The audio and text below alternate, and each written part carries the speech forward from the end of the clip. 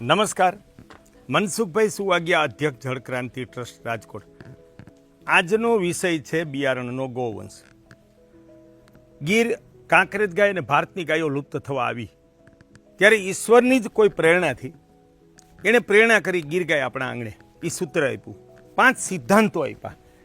ગાયને આંગણે પાડો, જાતવાન નંદીથી સંવર્ધન કરો, માતાના ગર્ભથી જીવન પર્યંત ગાયના દૂધ ઘી છાશ ખાઓ, ગાયના છાણ ગૌમૂત્ર બળદથી પ્રાકૃતિક કૃષિ કરો, ગાય આધારિત કૃષિ, અને જળ સમસ્યા મુક્ત ગામ કરો.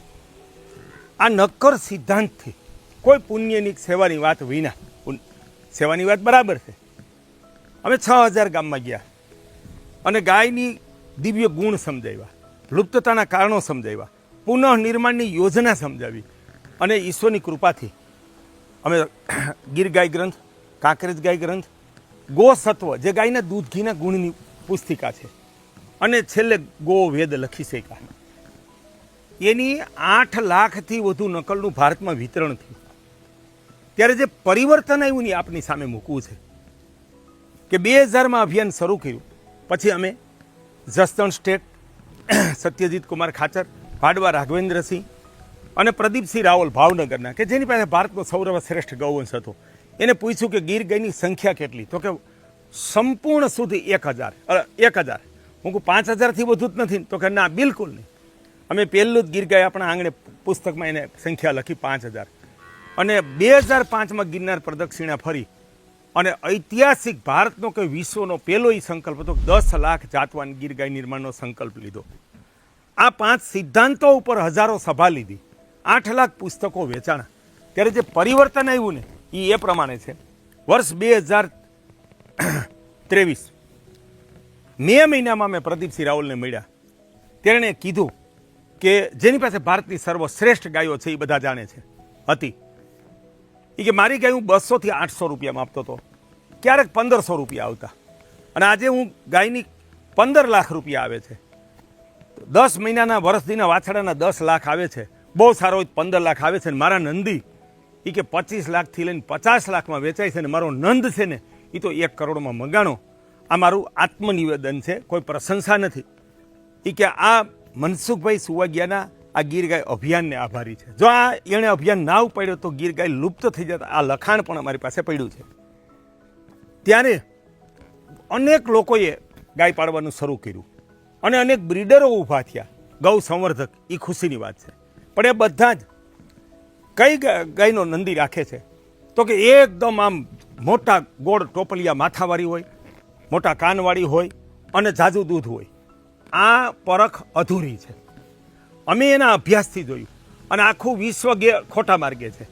યુરોપની પ્રજા 5 જ વેતર, ભારત સિવાયના બધા દુનિયાના દેશો 5 વેતર ગાયને દોઈને કાપી નાખે છે. પણ મેં મારા જીવનમાં આ ગાયના ઊંડા અભ્યાસમાં જોયું કે જે ગાય લાંબા સમય સુધી દૂધ આપતી હોય એ જ સાચી દૂધાળ ગાય છે. મારી સામે જે ગાય ઊભી છે એ ગાય મેં જ એક ગોપાલક પાસેથી યોગેન્દ્રભાઈ ખાચરને લેવડાવી છે. યોગેન્દ્રભાઈ, આ ગાય કેટલા વેતર વિયાણી છે? આ ગાય 16 વેતર વિયાણી. 16 વેતર. પેલા 6 વેતર સુધી એને 1 ટંકનું દૂધ કેટલું હતું? 1 ટંકનું લીટર વાસરું ધવડાવતા 7.5 થી 8 લીટર. 7.5 થી 8 એટલે 9 લીટર દૂધ આને 1 ટંકનું હતું. અમારી દ્રષ્ટિએ આ સૌથી આદર્શ દૂધ છે. બધી જ ગીર ગાય એમ માની લો ને અમે જોઈ છે, જેનું 1 ટંકનું 7 થી 9 લીટર દૂધ છે ને, એની તંદુરસ્તી ને યૌવન ને ફળદ્રુપતા આજીવન જળવાય છે. 10 લીટરે જોખમ થઈ જાય છે. અને 10 ઉપરની જેણે દૂધ લેવાની કોશિશ કરી એ બધી જ ગાયોના 3જા વેતરથી 5મા 6ઠા વેતરમાં 1 થી લઈ અને 3 આંચળ કે 4 આંચળ ખરાબ થઈ ગયા અને ગાય નકામી થઈ ગઈ. ત્યારે ખાલી દૂધ અને રૂપ જોઈને નંદી પસંદ કરવું એ બરાબર નથી. અત્યારે આ ગાય કેટલા વેતર વિયાણી રહી છે? અત્યારે આ ગાય 16 વેતર વિયાણી છે. હા, 16 વેતર વિયાઈ ગયા. આ ક્યારે બીમાર પડી? ના, કોઈ પણ દિવસ આજ દિવસ સુધી બીમાર નથી પડી. 1 રૂપિયાની દવા નથી કરી. 1 રૂપિયાની દવા નથી કરી અને 1 પણ આંચળ ગયો નથી. ત્યારે આની લંબાઈ, આની ઊંચાઈ, એનું પૂંછડું 15-16 વેતરે ચુસ્ત આવ, સપ્રમાણ આંચળ, સીધી મજબૂત ખરી, પાતળી ચામડી, લાંબી ડોક, મુલાયમ પાતળી ગોદડી, આ અને કાન અને સિંગ, આ સંપૂર્ણ ગીરના લક્ષણ છે. એક ભ્રમણા છે કે ઘણા માટલા જેવું ગોળ માથું હોય તો જ પ્યોર ગીર ગણાય. ના, જેને પણ આ રીતના સિંગ હોય કુંઠા, એમાં માથું ના નીકળે. ગીર ગાયને માથું ઉપસવાનું કારણ માત્ર એના સિંગ છે. જો ભીલા સિંગ હોય તો બહુ ટોપલિયું નીકળે, માછિયામાં પણ ટોપલિયું નીકળે, પણ કુંઢા સિંગમાં ના નીકળી શકે. ગીર ગાય ક્રાંતિના પ્રણેતા તરીકે અને ગોવેદ ગ્રંથના લેખક તરીકે મારું નિવેદન છે કે કુંઢા સિંગમાં આટલું માથું હોય તો આ 100% ગીર છે. અમારી ચેલેન્જ છે કે આનું કોઈ બ્લડ ચેક કરાવે, 100% ગીર આવશે. કારણ કે આ તો પરંપરાનો ગીરનો વેલો છે. એનો પણ અમે 2000ની સાલથી અભ્યાસ કરી છે, ત્યાંથી આ લાવ્યા છીએ. આ ગાય જ્યારે જે પશુપાલન ખાતું 305 દિવસનું દૂધ ગણે છે, એમાં આનું દૂધ 4000 લીટર થાય છે. કારણ કે 11 કેટલા મહિને દૂધ આપે? 11 મહિના પાકા દૂધ. પાકા 11 મહિના. અને કેટલો સમય મૂકવી પડે? આપણે મૂકવી હોય તો મહિનો મૂકવાની, એક જ મહિનો મૂકવી પડે તો છે. બીજા વેતર અને તોય પાછું દૂધ ફૂલ થઈ જાય છે. અને જ્યારે મૂકો ત્યારે કેટલું દૂધ હોય છે? ત્યારે દૂધ મૂકવી બરોબર છે, જ્યારે દોવાનું આપણે મૂકી દેવી ત્યારે લગભગ 5.5 થી 6 લીટર તો હોય જ છે આખા દિવસનું. આખા. આ 2 ટંકનું થઈને. ના, એ સવારે તમારે ગણતરી કરો તો સવારે 5 લીટર હોય છે અને સાંજે 5 લીટર હોય. જ્યારે પડતી મૂકો ત્યારે આપણે માની લો ને 7 લીટર જ આખા દિવસનું ગણી લ્યો. શરૂઆતમાં 18 ને મૂકતી વખતે 7 એટલે 25, એનું અડધું 12.5 લીટરની સરાસરી થાય છે. તમે ગમે પશુ વૈજ્ઞાનિકને પૂછો કે 12.5 લીટર હોય ને 305 દિવસનું દૂધ ગણે તો 4000 લીટર દૂધ. તમે ભૂતવળને જુનાગઢ ફાર્મમાં સરકારીમાં જોઈ આવો કે 4000 લીટર દૂધ 305 દીમાં કરનારી ગાયું તમને બહુ આંગળીના વેઠે ગણાય એટલી મળશે. એટલે ગાય દૂધ ઉત્પાદનમાં શ્રેષ્ઠ છે. પછી નિરોગીતામાં એને 100માંથી 100 માર્ક આપી શકાય. અને એના કરતાં વિશેષ એની ફળદ્રુપતા, ફર્ટિલિટી, કે જે ગાય 16 બચ્ચાને જન્મ આપી શકે ત્યાં સુધી એ ગરમીમાં આવે, ઉત્તમ બચ્ચાને જન્મ આપે, પૂર્ણ દૂધ ઉત્પાદન આપે. આ જ સાચા લક્ષણ છે. મારે બ્રીડરોને કહેવું છે કે જો મારે નંદી પસંદ કરવાનો હોય તો જે ગાય 8 વેતર પછી દુધાળ હોય, તંદુરસ્ત હોય, જેના આ વાંચળ સલામત હોય, એનો જ હું નંદી પાસ કરું. આ નંદી પાસ કરવાના લક્ષણો છે કે ભાઈ દૂધ ઉત્પાદન, અતિ દૂધ. ભારતના ગીર અને કાંકરેજ કે કોઈ ગૌવંશનું દૂધ 20 લીટર ઉપર લીધા જેવું નથી.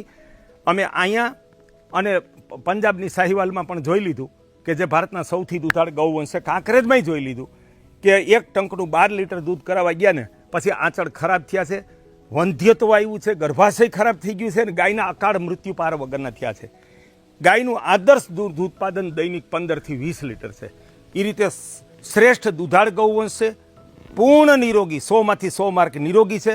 અને ફળદ્રુપતામાં 10,000 પ્યોર ગીરની ગાય બ્રીડની ગોતીએ એમાં પહેલો નંબર છે.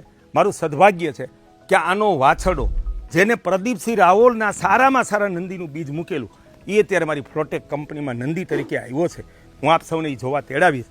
ત્યારે આ લક્ષણો જોઈને કે દૂધ ઉત્પાદન શ્રેષ્ઠ હોય, સાથે 100% નિરોગીતા હોય અને 8 વેતર પછી જેનું દૂધ ઝાઝું હોય અને એમાં 10 વેતર પછી હોય ને એ તો શ્રેષ્ઠ. પ્રદીપ બાપાને ત્યાં પણ 10 વેતર સુધી જ સારું દૂધ હતું, ત્યારે એને 15 વેતર 16 વેતરે સારું દૂધ ઉત્પાદન છે. એટલે પ્રદીપ બાપાની જે શ્રેષ્ઠતમ ગાયો હતી ને એમાં અથવા એનાથી 10% વધુ માર્ક આપી શકાય એવી આ બિયારણનો ગૌવંશ છે. આપણે આ રીતે જો નંદી પસંદ કરશું આવી ગાયોના તો જે વંશ થશે એ દુધાળ થશે, નિરોગી થશે, આજીવન દૂધ આપતો થશે. એટલે ગાય અનાથ નહીં થાય અને બોજારૂપ નહીં થાય. આ એનું ખરું વિજ્ઞાન જાણવા માટે અમારો ગોવેદ ગ્રંથ મંગાવીને વાંચો. ગોવેદ મંગાવવા માટેનો નંબર છે 99798 64 503. અને બીજા 2 લક્ષણ કહું કે ગાયના 10 વેતર સુધી આવ લબડ તૂટવું ન જોઈએ, ચુસ્ત રહેવું જોઈએ. અને ગાય દૂધ દોહનમાં પણ શાંત સ્વભાવની હોવી જોઈએ. ત્યારે 16 વર્ષે પણ ચુસ્ત આવશે અને દૂધ દોહનમાં પણ શાંત સ્વભાવની છે. એટલે જે ગોવેદમાં અમે બિયારણનો ગૌવંશ લખ્યો છે એના સંપૂર્ણ લક્ષણ ધરાવે છે. તમે ગોવેદમાંથી બિયારણના ગૌવંશમાંથી નંદી પસંદ કરી અને આપણે સૌ ગીર, કાંકરેજ અને ભારતના ગૌવંશને દુધાળ, નિરોગી અને કામધેનું સ્વરૂપ સમૃદ્ધિદાતા બનાવીએ. મનસુખભાઈ સુવાગ્યા.